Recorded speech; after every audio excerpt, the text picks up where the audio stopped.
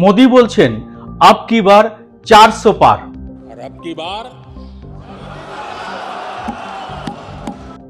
BJP নেতারা বলেছিলেন শুধু বাংলাতেই পাবো 35টা। এখন আবার তা শুধরে নিয়ে অমিত শাহ বালুরঘাটের সভাতে তার নামিয়ে টার্গেট 30টা করে দিয়েছেন। এতদিন যে অন্ধভক্ত বাংলায় 35টা আসন ধরে 400 পার বলে লাফালাফি করছিলেন, তারা অবশ্য ওখান থেকে 5টা কমিয়ে 395 করে ফেলেননি। ওটা 400ই আছে, মানে যেখানে যাই কমুক ওটা ঠিক 400ই থাকবে। এর মধ্যে এমন একটা সমীক্ষার কথা আজকের এই এপিসোডে উল্লেখ করব, যেটা দেখে মাথা ঘুরে গিয়েছে বিজেপি নেতাদের। আর এই সমীক্ষায় কে কতগুলো আসন পাচ্ছে টিয়া পাখির জ্যোতিষী মার্কা কথা নেই, বরং একেবারে গোড়ার মূল প্রশ্নগুলো ধরে ধরে করা হয়েছে এই অত্যন্ত গুরুত্বপূর্ণ সমীক্ষাটি। আর এতেই মোদী সরকারের জুমলার গ্যাস বেলুন থেকে বেরিয়ে গেছে।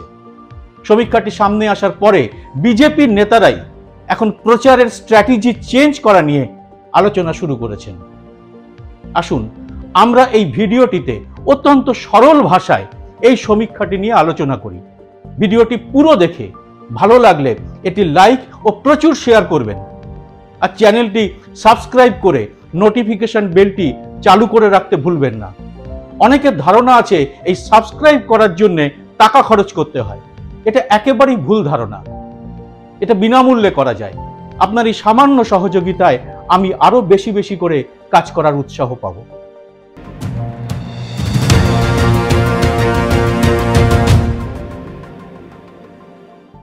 নমস্কার, সবাইকে স্বাগত। আমি সুব্রত বসু। ভোটের আগে গদি মিডিয়া নিরন্তর নানা রকম সমীক্ষা প্রকাশ করেই চলেছে।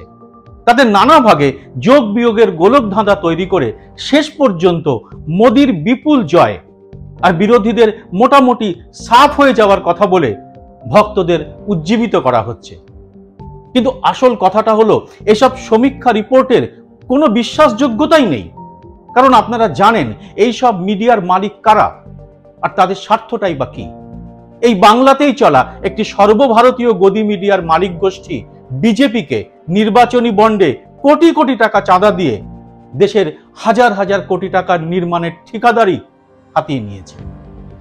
এনডিটিভি নামের একমাত্র যে চ্যানেলটি শাসকের তাবেদারি করত না, শাসককে প্রশ্ন করত, প্রথমে নানা অভিযোগ এনে এজেন্সি লেলিয়ে দিয়ে শেষমেশ তাতেও জব্দ করতে না পেরে আদানিদের দিয়ে সেটা কিনিয়ে ফেলেছে।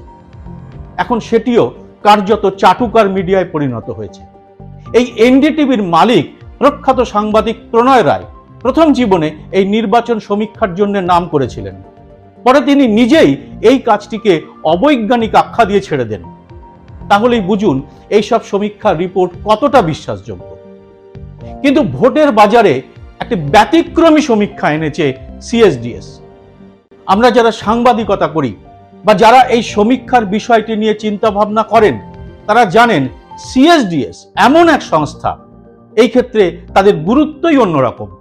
এদের সমীক্ষা ফেলতে পারছে না বিজেপিও। কেন? সেই কারণটিতে এবার আসব। সিএসডিএস এর সার্ভের যে বিষয়গুলি উল্লেখ করার মতো, সেগুলি হলো এই নির্বাচনে দেশের মানুষ কোন বিষয়টাকে সবচেয়ে বড় ইস্যু বলে মনে করেন। আর এখান থেকেই চমক শুরু। আসুন দেখা যাক সমীক্ষা কি বলছে। সমীক্ষা বলছে দেশের 27% ভোটার মনে করেন বেকারত্বই ভোটের সবচেয়ে বড় ইস্যু। 2 নম্বর জায়গাতে আছে মূল্যবৃদ্ধি। 23% মানুষ মনে করছেন জিনিসপত্রের দাম বাড়াই ভোটের সবচেয়ে বড় ইস্যু। এই দুটো বিষয়কে যোগ করলে মানে 27 আর 23, ভোটারদের অর্ধেক মানে 50% মানুষই মনে করেন এই দুটি ইস্যুর ভিত্তিতেই ভোট হওয়া উচিত। 13% মানুষ মনে করেন ভোটের মূল ইস্যু হওয়া উচিত উন্নয়ন। আর 8% মানুষ মনে করেন দুর্নীতি ভোটের মূল ইস্যু। আচ্ছা, এত যে রাম মন্দির আর হিন্দুত্বের কথা বলা হচ্ছে, মানে মোদী অমিত শাহরা প্রতিটি জনসভায় জানিয়ে গলা ফাটিয়ে প্রচার চালাচ্ছেন, সেগুলোকে কত শতাংশ মানুষ ভোটের মূল বিষয় বলে মনে করছেন? চেয়ার থেকে পড়ে যাবেন না, উত্তর এসেছে জবরদস্ত। মাত্র 8% মানুষ মনে করেন রাম মন্দির ভোটের মূল ইস্যু হওয়া উচিত, আর মাত্র 2% মানুষ মনে করেন হিন্দুত্বই ভোটের মূল ইস্যু। মানে রাম মন্দির আর হিন্দুত্ব মিলিয়ে মোট 10% মানুষ এই ভাবনা থেকেই এবার ভোট দেবেন। এই অতি নগণ্য সংখ্যক মানুষগুলো কারা তা তো আমরা জানি। সমীক্ষা রিপোর্ট বলছে দেশের 79% মানুষই মনে করেন এটা হিন্দু রাষ্ট্র হওয়া উচিত নয়।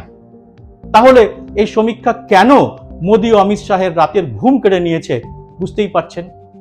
এবার আসবো আরো একটা চমকানো তথ্যে, সেটা হলো ওই উন্নয়নের প্রশ্ন নিয়েই। সমীক্ষকদের প্রশ্ন ছিল দেশের উন্নয়ন বা বিকাশ নিয়ে, মানে এবার মোদী যে বিকশিত ভারত বা বিকশিত ভারত বলেন তা নিয়ে। তারা জানতে চেয়েছিলেন এই বিকাশে কাদের লাভ হয়েছে বলে মনে করছেন। শতকরা 32 জন মানুষ বলেছেন বিকাশের ফল মিলেছে ধনীদেরই, আর 15% মানুষ মনে করছেন বিকাশই হয়নি, তার আবার লাভ। মানে 32 আর 15 সব মিলিয়ে 47% মানুষ বিকাশ নিয়ে যথেষ্টই ক্ষুব্ধ। বিকশিত ভারতে কোটি কোটি টাকার প্রচার তাহলে কি জলে যেতে বসেছে? আর পরের যে বিষয়টি সামনে আনবো সেটি আরো গুরুত্বপূর্ণ এবং মজাদার। নেহেরু থেকে মনমোহন সিং পর্যন্ত সব দুর্নীতি নাকি বিরোধীরাই করেছে, আর তাদের মধ্যে সবচেয়ে দুর্নীতির কালিমাখা মানুষদের বিজেপি কেমন ওয়াশিং মেশিনে ধুয়ে নিজেদের দলে নিচ্ছেন তা তো মানুষ দেখছেন। তা দুর্নীতি নিয়ে কি বলছেন দেশের মানুষ?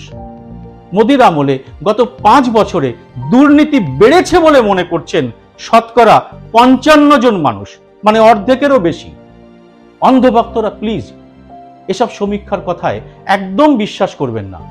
সমীক্ষা বলছে 19% মানুষ মনে করেন দুর্নীতি কমেনি, যা ছিল তাই আছে, আর 19% মানুষ মনে করেন দুর্নীতি অনেক কমে গেছে।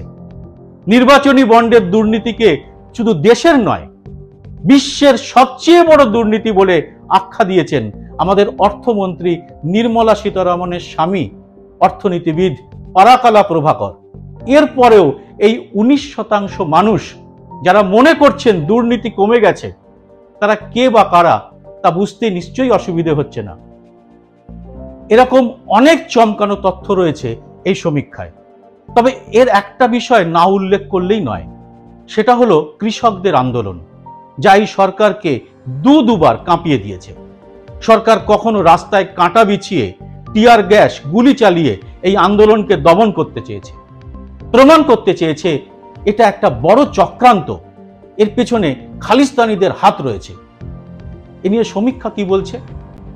দেশের মাত্র 16% মানুষ বলছেন ঠিক এটা চক্রান্তই, আর উল্টো দিকে 59% মানুষ বলছেন এই আন্দোলন সঠিক, কিষাণদের প্রতিবাদ করার অধিকার আছে, আর 11% মানুষ বিষয়টি জানেন না বলে বলেছেন।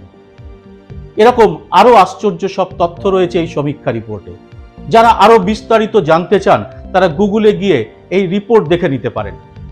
সবশেষে একটাই কথা বলার, আগের প্রতিশ্রুতি ভুলে শুধু হিন্দু মুসলমান করে যে আর জনগণের মন পাওয়া যাবে না, সেই বিষয়টি বারবার তুলে ধরছিলাম বিভিন্ন প্রতিবেদনে। আপনারা সবাই সেই ভিডিও প্রচুর শেয়ার করে ছড়িয়ে দিয়েছেন অনেকের কাছে। সবাই বুঝে গিয়েছেন ভোটের ইস্যু কোনটা হওয়া উচিত আর কোনটা নয়। ভোটের ফল, আসন সংখ্যা কার দিকে যাবে সেটা কিন্তু বড় প্রশ্ন নয়। বারবার বলছি, কোনো দলের প্রতি জনগণের কোনো দায়বদ্ধতা নেই। আমাদের সবার দায়বদ্ধতা শুধু দেশের কাছে, সংবিধানের কাছে, গণতন্ত্রের কাছে, যার জন্য আমাদের দেশের হাজার হাজার শহীদ প্রাণ দিয়েছেন, অশেষ অত্যাচার ও কষ্ট সহ্য করেছেন, তা আমাদের রক্ষা করতেই হবে। ভুল করে থাকলে সংশোধন করতে হবে নিজেকে। এবারের ভোটই হবে তার পরীক্ষা। তাই এই ভিডিওটিকে যতটা পারবেন ছড়িয়ে দেবেন সবার কাছে। জয় হিন্দ, সত্যমেব জয়তে।